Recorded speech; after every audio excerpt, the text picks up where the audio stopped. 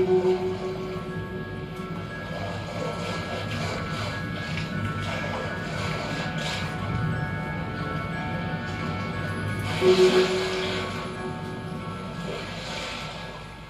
lived in Connemara for 18 or 20 years, and Martin Hollins and everyone. And one night, he was come to see me every night, and one night he told me a story about Tyg MacDonagh from Ullage. Tyg one night had a dream that down below Limerick by O'Brien's Bridge, great treasure was buried. So next morning, off Tyg sits down the road, walking off the way, getting off lifted and going a track here and there. 2 days later, he arrives in O'Brien's Bridge in Limerick, and he's searching around at the base of the bridge looking for this great treasure. And there's a cobbler across the road, and the cobbler notices this man, and he watches him, and then he goes across and he asks him, "Did you lose something there?" And Tyg says, "I didn't, but just how I had a dream, and the dream told me that there's great treasure buried here." And the cobbler said, "Isn't that very strange? I was thinking last night, and what I dreamt was that there's a man above in Connemara called Tyg MacDonagh, and on the platform his floor there's great treasure buried. That's what I dreamed last night." So Tyg decided he would go back to Connemara and find out if this was true. So 2 days later, Tyg arrived in his own door, and he lifted the flagstone in his own kitchen, and there it was, the great treasure. And the story is like saying that you don't have to travel for the answer or the great treasure or the fulfillment. The great treasure is always exactly where you are. And you might ask, what is the great treasure? It mightn't be the wish-fulfilling jewel. If it was the wish-fulfilling jewel that grants you everything the moment you wished for it, then in some way that would foreclose on what is really essential about our lives. And at that time in Connemara, I used to go out on the May mornings, I would go out and climb around the hill. I'd walk up past the end of the town, I'd pass the Redfield, and then I'd set foot on the hill, and I'd set foot on the hill in the name of everyone who needed a higher view. And I'd climb up, and eventually I'd get to the summit of the hill, and I'd look away to the east, and dawn there'd be a suggestion of dawn around 3:30, 4 o'clock in the morning, 4:30, and then it would turn into morning, and then it would be great daylight coming through the clouds. And that was the higher view, and I was climbing the hill in the name of everyone who needed a higher view. People lying in cancer wards, people bogged down in their terror marriages, people like myself, maybe unhappy about this, that, or the other thing. And I think that's the great treasure. The treasure that's under the flagstone in everyone's floor is the higher view. And there is a higher view. And if one can be faithful to the higher view, a higher view that you won't always find in the news at 9, in the news at 10, in the news at 11, or maybe even in the morning paper. So that treasure is there under everyone's floor.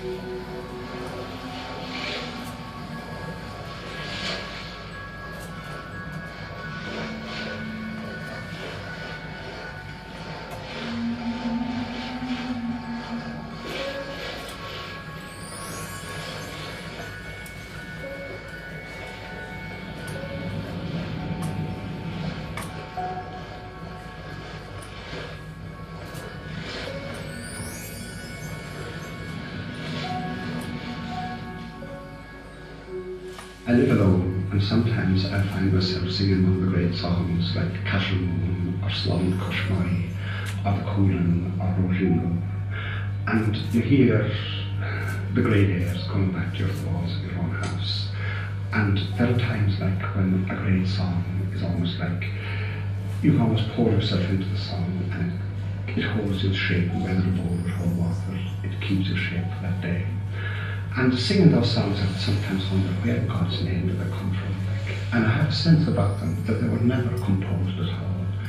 that they came to people somehow, and all they had to do was sing them. And I imagine some of them coming into the world like this. There's a man visiting neighbours one night in an island off the west coast, and he has only 3 fields to walk home in the night, but he doesn't drive home that night, and he doesn't drive home the next night, and the night after that. And it's all of 9 nights later when he arrives home, and his wife is cross with him. And the woman as if she throws the tongs against the wall, and she is mad at him because she thinks he's gone to some path and race affair across the county bounds, you know. And he says, man, he said, don't be blaming me this time because that isn't true. And he goes to the wall and he takes down his fiddle and he plays a tune. And it is a wonderful new tune that she has never heard before, that has never been heard before in that part of the world. And she asks him to play it again, and he plays it again for her. And she is pacified now by the new marvellous air she has heard. And she asks him to play it without him. He says, "Ma'am, how can I play an air that I heard in the other world, in this world? Because that's where I was, ma'am. That's where I was. I wasn't a path and race affair beyond the county bounds. Where that music is played, that's where I was. We call it the other world." And there was one day in Connemara when there was a girl that I loved. She was walking in the door and Ted Millen saw her. A neighbour, Ted, and Ted asked me, "Where does she come from?" And I said, "Ted, well, if you ask her, she'll tell you that she comes from Limerick. But God knows, Ted, when you get to know her, that isn't the whole story at all. Of course she comes from Limerick, but there's nature in her." And you know, at that day, I put an imaginary fiddle in my hand, and I played Castle Moon for Ted. And I said, "Ted, will you listen to that air now?"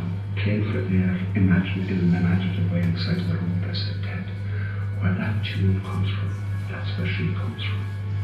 Where the Coolan comes from, that's where she comes from. Where Roisin the Roof comes from, that's where she comes from. Where the great airs come from, that's where she comes from. That's where we all come from, Ted. So someday when you're bogged down in your life, just imagine that where the great airs of Ireland come from, you too come from there. There's a part of you that comes from there. And not only do you come from there, there's a part of you that is that air. Don't listen to people who say that you're just transformed process. Play or imagine one of those great tunes for yourself and say, "Within me, deep within me, that's who I am. I come from the place where the Coolan comes from."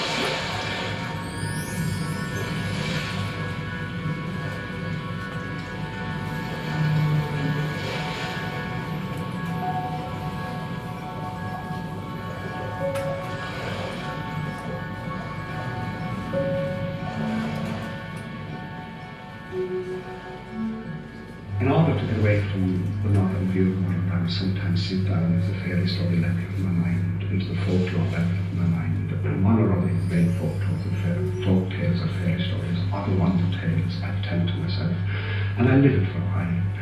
And there's one folk tale that belongs to the North Atlantic, to every coast in the North Atlantic, to Newfoundland and to Greenland and to Iceland, over there in the west, and to the coast of Ireland, the coast of Scotland, and the coast of Faroe, and Orkneys, and Shetland. And it's a story about a man who one day went out fishing, and when the tide was out, this was low tide, he walked across 3 sea channels, and he was digging in the sand for crucians and for rays of fish, and for anything he could find, and he was filling his bucket. And the harvest was so rich today, yes, maybe he was a small bit greedy, he kept filling the bucket, and he didn't realise that the tide come in, and by the time he looked round him, the tide was fully in, and he had to stay on the rocks for the night. And late in the night, it was a moonlight night, he saw the seals playing in the sea, and the seals came ashore, and as they came ashore, they dropped their seal coats and became human beings. And they were beautiful in the rain, singing and talking to themselves. They seemed to be otherworldly in their loveliness. And he did something that he found it strange that he was doing it, but he did it anyway. As the tide went out, they began to slip into the sea and swim away, some. And he went down and he picked up one of the seal coats, and he walked across with his bucket of his seal coat, across the channels now that were empty again, towards his house. And one of the seal women now, she hadn't a seal coat, so she couldn't become a seal and go back into the sea. She had to remain human now, and she followed him into his house. And eventually she became his wife, and they had children, and she forgot about the sea. He had hid her seal coat in the patch, and she forgot about it altogether. But then one day she was making bread on a great board table, and down onto the table in front of her fell a drop of seal oil, and the smell of it she remembered. And another drop fell down, and she went out to the outhouse, and she got a ladder, she went out to the patch, and she dug the patch, and she found the seal coat. And now the great yearning came into her, and down to the sea she went. She draped the seal coat over her shoulders, and she swam away as a sealer, because she had a family, a seal family in the sea, and she found her family in the sea. And the story is that nights would come, and she would come back, and she'd comb the hair of her human children, and in the morning the husband would see that he would know that his wife, the sea woman, had been back in the night. Now, just remember that moment, the moment when you're making bread, or you're watching television, or you're doing something, and a drop of sea oil drops down in front of you onto the floor or onto the table, and you remember.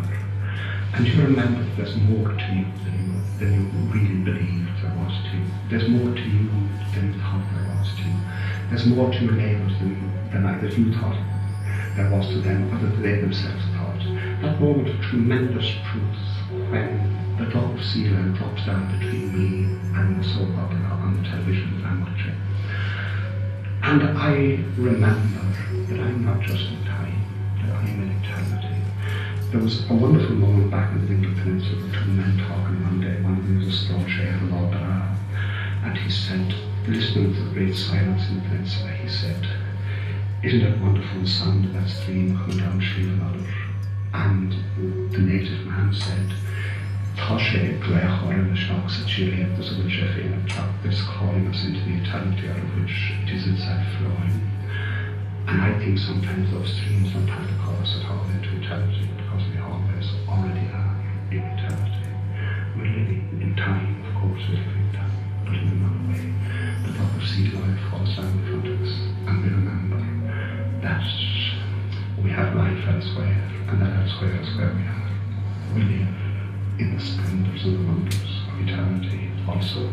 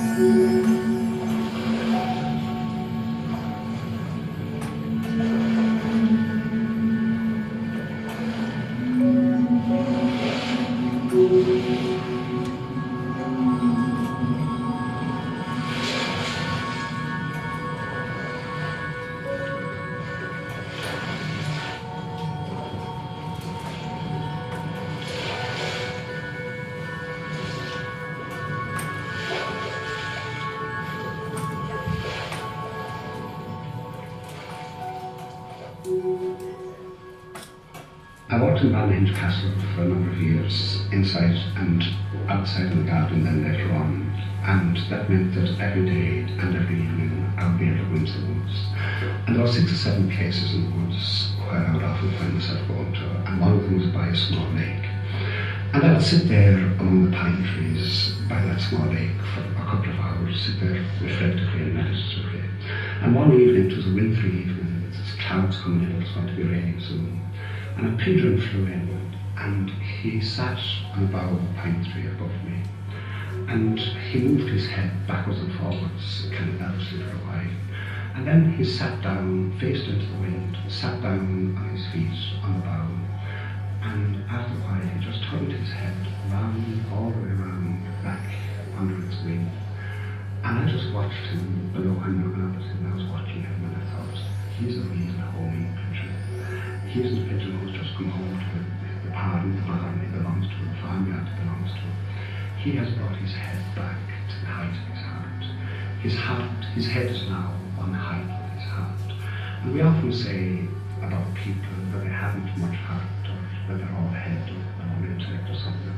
And the remedy for them is to live from the affections, is to live from the passions, is to live from the emotions, again, to rediscover those and to live for them.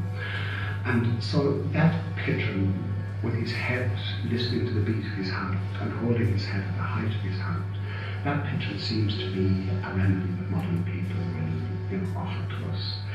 But of course you would remember that people can be as desperately wounded in their hearts as they can be in their minds, or as they can be anywhere else. I mean, the woman you love walks out to you, or the man you love walks out to you, or a child you have reared and have grown to love like dies on you, and then a spear as long as along the city street, or as long as a galaxy goes through you, and goes through your heart, and you can be devastated in your heart, and valleys as big as the Black Valley can be opened in your heart. So we can be wounded in our heart, and I often think putting our head, doing what the pigeon did, bringing our head back until it is one half of the heart, under the wing. Yeah, that's a great thing to do, but maybe that isn't the whole story, because maybe just as there's more than mind in us, maybe there's also more than heart in us. Maybe there's more than mind and heart in us. Maybe there's something called soul in us. Maybe there's something called divine ground in us. And divine ground is the place that the mystics have all come home to. And when they have come home to divine ground, they talk about it being bliss. And divine ground within us, we are invulnerable there. No spear can go through divine ground. And so however damaged our lives are, there is a part of us that isn't damaged by our damaged lives. So if there's anyone listening today and they feel that they're damaged in their lives, just remember, there is ground in you, divine ground in you, that isn't damaged by your damaged life.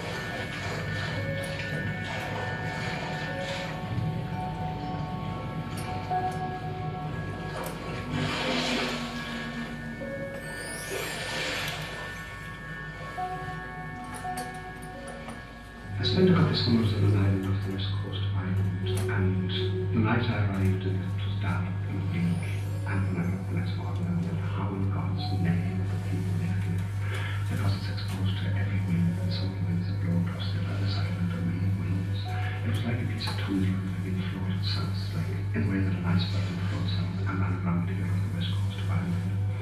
And a couple of nights later I arrived in the pub, the local pub, and I had them singing, and I thought, that's it. There's something sang there, and you could take down the song in the way that you take down an overcoat, and no matter how thin a wind was blowing, you could wear that song in the way that you wear the overcoat, and you'd be warm going home. And I imagined a great singer, Annie Mulcairns.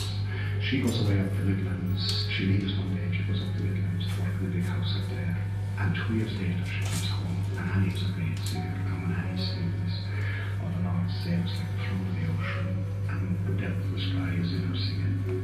Anyone who's drowned out there, like, they almost can hear her singing. And Annie comes home, and the islanders know that Annie's going to be out in her aunt's house tonight, and they all gather, and anyone who can sing, or anyone who can scrape a fiddle, or anyone who's in a visitation, they all give.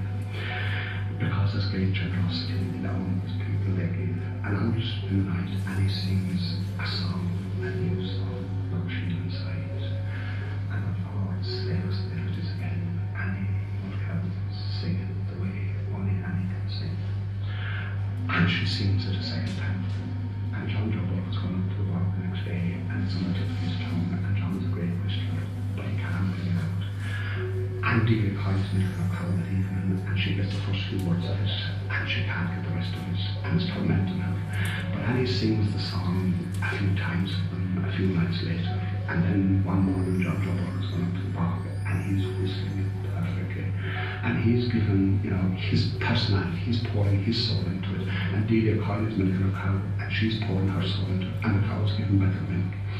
And I just imagine that moment when a little boat comes round the headland into the harbour, and Annie Mulcahy is coming home, and she's bringing home a new song. There's a little in Annie's case coming home as there was in Annie's case going, but the Lord saves us home with a new song.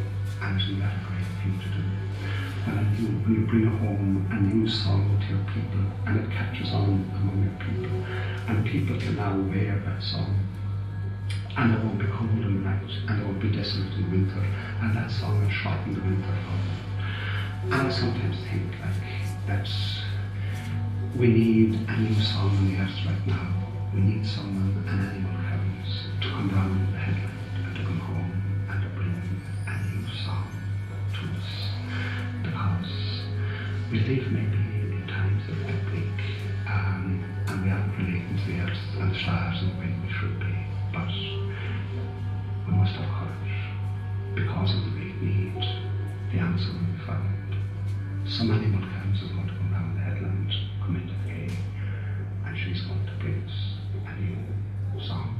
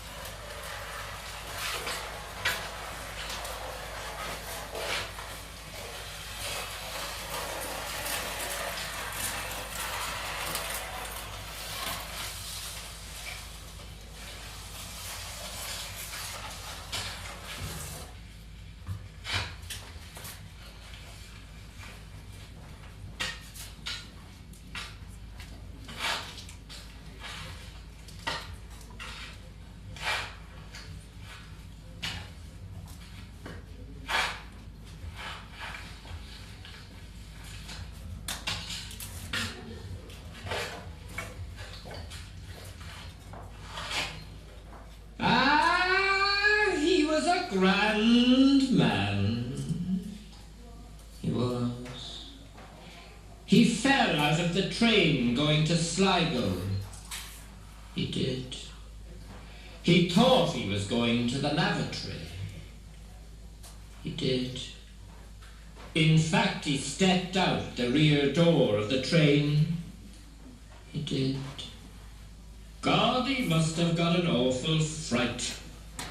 He did. He saw that it wasn't the lavatory at all. He did. He saw that it was the railway tracks going away from him. He did. I wonder if... But he was a grand man. He was. He had the most expensive Toyota you can buy. He had. Well, it was only beautiful. It was. He used to have an Audi. He had. As a matter of fact, he used to have 2 Audis. He had. And then he had an Avenger. He had. And then he had a Volvo. He had. In the beginning, he had a lot of Vauxes. He had. He was a great man for the Vauxes. He was. Did he once have an escort? He had not. He had a son, a doctor. He had. And he had a Morris Minor, too. He had. He had a sister, a hairdresser in Kilmallock. He had. He had another sister, a hairdresser in Ballybunion. He had. He was put in a coffin, which was put in his father's cart. He was. His lady wife sat on top of the coffin, driving the donkey. She did. Ah, but he was a grand man. He was. He was a grand man. Good night, Father. Good night, Mary.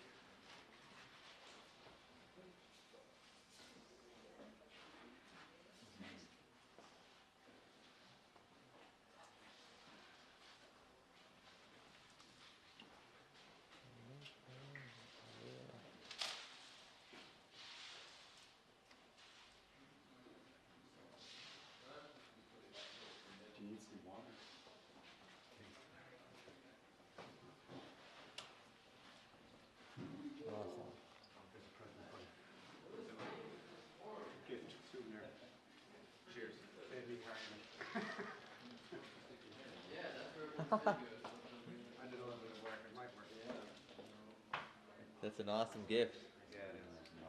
You like it?